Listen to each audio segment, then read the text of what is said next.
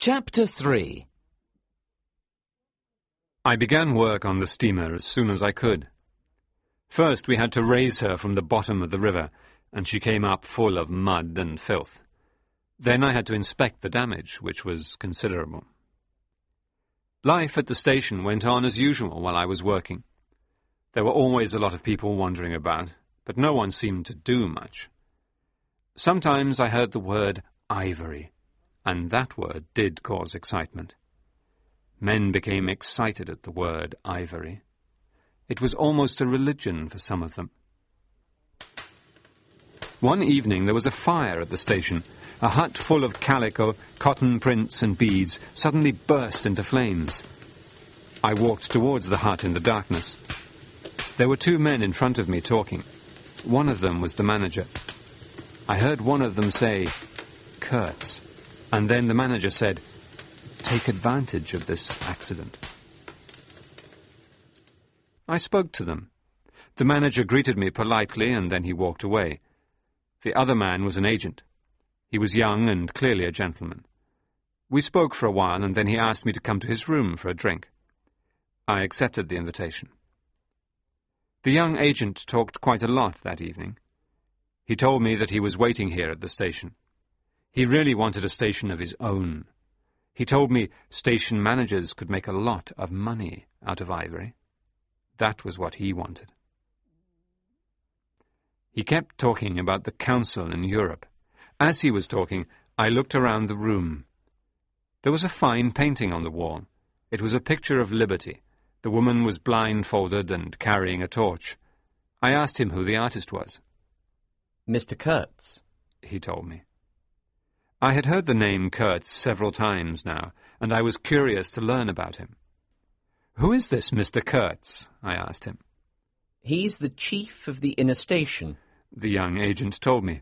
He's a brilliant man. He represents compassion and science and progress. He was sent to us from Europe, he went on. Apparently, he can teach us all what we should be doing.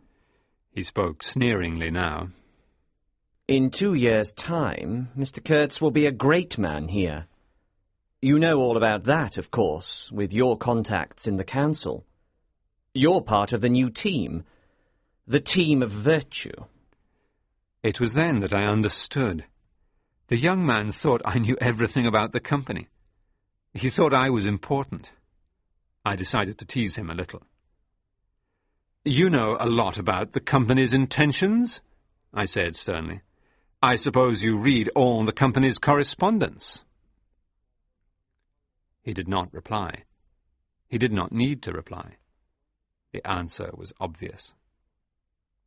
"When Mr. Kurtz is in charge, you won't read any more private correspondence," I told him. We went outside for a walk. The young agent was silent for a few minutes. He was clearly thinking what he should say to me. "I don't want you to misunderstand me," he said after a silence. "You'll be seeing Mr. Kurtz soon, and I don't want you to give him a false idea about me." Now I understood everything. The young agent had been hoping to work with the manager here. They got along together, and life would have been comfortable for both of them if Mr. Kurtz had not arrived. But his presence had upset everything for both of them. They felt threatened by him. While the agent was talking to me, I was looking at the jungle around us. The moon was shining on the great river, and the country seemed huge. What were we all doing here? Could we hope to control that vastness? I thought of Mr. Kurtz. He was deep inside the country somewhere. Then I made a decision. I did not know Mr. Kurtz. He was just a name to me. But I decided to let the agent think I was an important man with contacts back in Brussels. I thought it would help Mr. Kurtz, you see. Now the agent was telling me that Mr. Kurtz was a genius. "But even a genius needs ordinary men around him," he argued. "You can see that, can't you?" "I can see it," I agreed. Then I told him that what I really wanted were rivets. They were essential for repairing the steamer. I knew there were lots of rivets at the station on the coast. I had seen boxes of them lying around, but here, in the middle of this jungle, there were no rivets.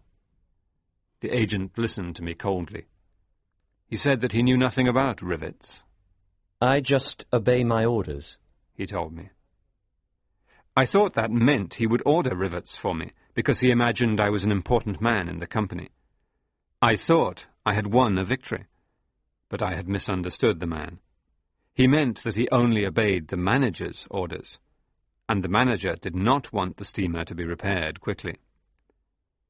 Then he began to talk about a hippopotamus that lived near the river. He asked me if I was frightened of the animal when I slept out on the steamer. He said the men had tried to shoot it several times, but had never succeeded. That animal has a charmed life, he told me. Then he gave me a significant look. Only animals have a charmed life here in Africa.